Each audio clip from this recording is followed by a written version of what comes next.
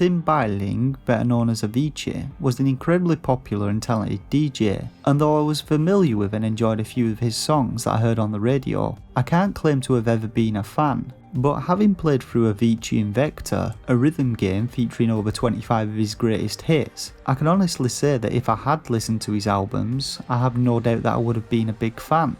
Now, the game was originally released on PlayStation 4 under the name Invector, but following his passing in 2018, the game was re-released under the name Avicii Invector, and today we're going to take a look at the encore version of the game. My name's Gotcake, and welcome to Star or Shovelware. So Avicii Invector opens with a short calibration sequence where we hit our B button as we move over the on-screen symbols in time with the music. And I'll start by saying that this game felt a lot more lenient when it comes to the timings of your inputs. Following this, we're introduced to our character, a space pilot called Stella who is searching for a chocolate bar.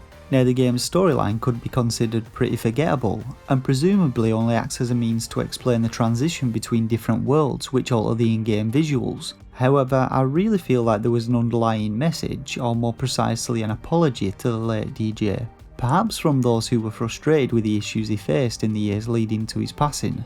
Heading into the game's single player mode, we see Stella perched on a rock overlooking a neon canyon valley which represents the game's first world. There are a total of 6 worlds in the standard game, each containing between 3 and 5 tracks, providing 25 tracks in total, and there are an additional 10 tracks available as DLC within the Tim and Magma track packs, with the latter including a new set of visuals, and these are also included as part of the Encore edition of the game. So our first world contains 4 tracks, and we must complete them all with at least 75% accuracy in order to unlock the next world. While this might sound quite difficult, the game features 4 different difficulty modes ranging from beginner to hard, and completing a track on any difficulty counts towards unlocking the next world.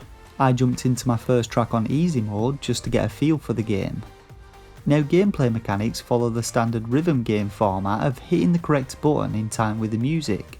Our ship travels along a track which weaves its way through the canyons, and we're able to see notes appearing on the track ahead of time, though sometimes the track can dip sharply, which results in us having to react quickly to the notes as they appear.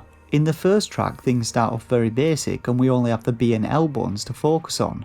Now, the L button presses are always represented by lighter glowing triangles on the track, and after hitting several of these successfully in a row, the L marker will disappear, reducing on-screen clutter, though it reappears if we miss a beat, and while it's not a big issue, there's not actually a way to disable it or the letters on the other button icons despite them being colour coded.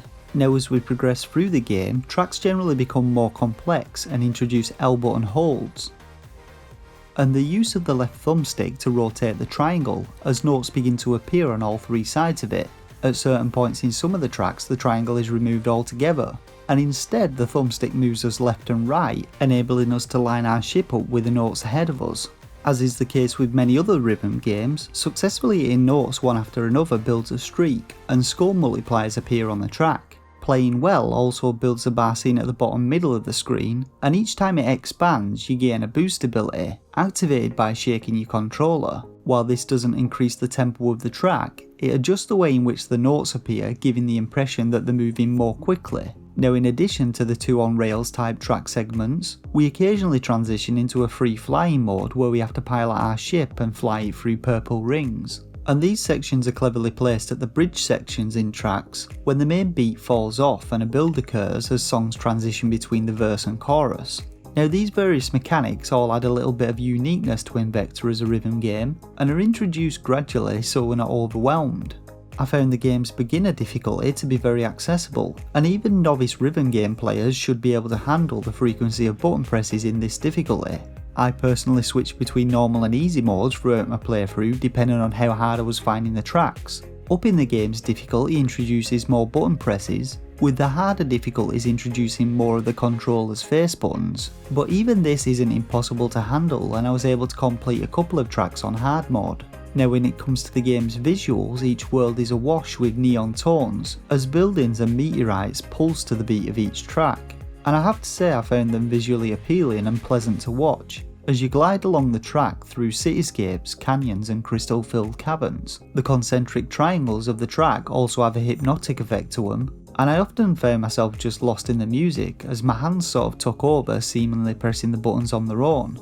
When it comes to the game's track listing, any fan of Avicii will likely find it to their taste, and even if you aren't a huge fan of EDM, throughout his career Avicii fused electronic music with other genres, so it's not all just pure dance music. One thing that I will admit did irritate me a little was the sound effects of button presses, with face buttons making a sort of cowbell sound and a sound effect played when boost activates. I found that they didn't really fit well with the music and often distracted from it, but luckily you can turn off sound effects in the options menu. So in all, I honestly had a great time playing Avicii Invector. It does of course help that I'm a fan of rhythm games, and I've always loved electronic music, so there wasn't a track in the game that I didn't enjoy playing through. As a rhythm game, you won't find any surprises here and it keeps things relatively simple with its mechanics. But it really does feel like a celebration of Avicii's talent, and the game includes several tracks from his posthumous album entitled Tim.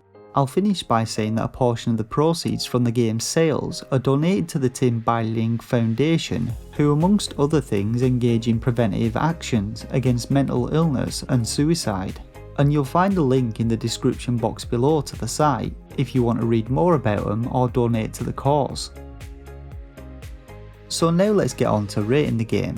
Now I rate games between 1 and 5 stars, with a shovelware stamp of approval reserved for the worst games on the eShop.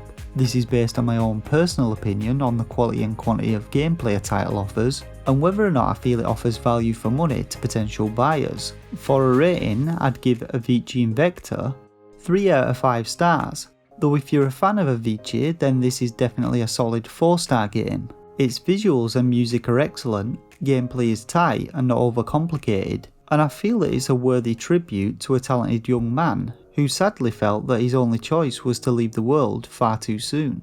You can get Avicii Invector from the UK Switch eShop for £15.99 or from the US eShop for $19.99. Alternatively, the game's also available on Xbox One, PlayStation 4 and Steam.